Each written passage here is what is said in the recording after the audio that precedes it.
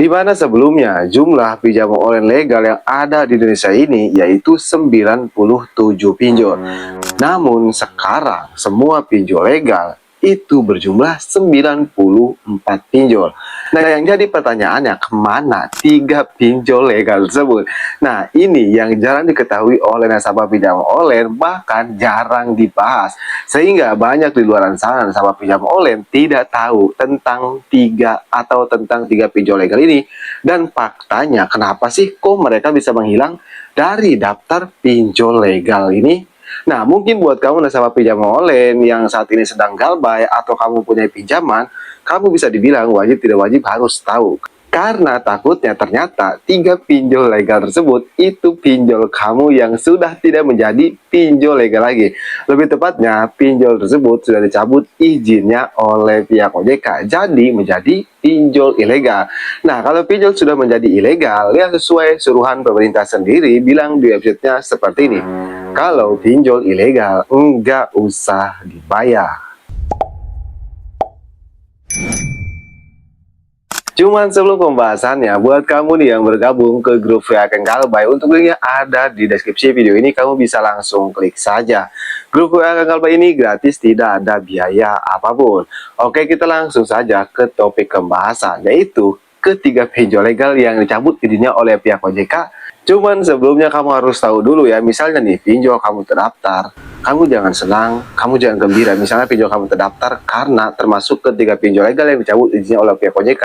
Kenapa? Karena biasanya pinjol kalau sudah menjadi pinjol ilegal itu bisa menyebar data pribadi, bisa neror semua kontak. Jadi apa yang harus dilakukan? Nah, yang harus dilakukan, kamu hapus aplikasinya. Ini penting supaya mereka tidak ada akses ke kontak, supaya mereka tidak ada akses ke galeri dan ke file-file berharga kamu.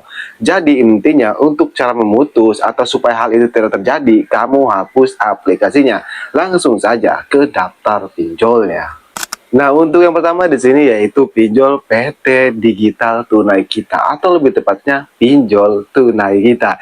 Nah, pinjol tunai kita dulunya itu mereka pinjol legal. Sekarang sudah menjadi pinjol ilegal. Lebih tepatnya sudah tidak termasuk lagi ke jajaran pinjol legal dan menjadi pinjol ilegal. Karena hak izinnya sudah dicabut oleh pihak OJK. Nah, buat kamu yang mempunyai pinjaman di pinjol tunai kita, mau galbay atau tidak, itu kembali lagi ke diri kalian masing-masing. Karena mau galbay di pinjol ilegal, nama kamu tidak akan masuk selek OJK. Emang yang namanya utang piutang itu wajib dibayar. Untuk yang kedua yaitu ada PT Capital Bos Indonesia atau pinjol bus. Nah, pinjol bos ini sekarang sudah menjadi pinjol ilegal. Di mana dulunya seperti yang kita tahu kan, pinjol bus ini termasuk ke pinjol legal yang berizin OJK. Dan kalau kita galbay sudah pasti nama kita masuk selek OJK kan. Nah, sekarang pinjol bos ini kalau kita galbay, kita tidak akan masuk selek OJK karena sudah menjadi pinjol ilegal. Dan untuk yang terakhir yaitu ada pinjol atau finansial saku ceria. Nah, tidak banyak nasabah yang tahu loh kalau pinjol saku ceria ini sekarang sudah menghilang dari peradaban.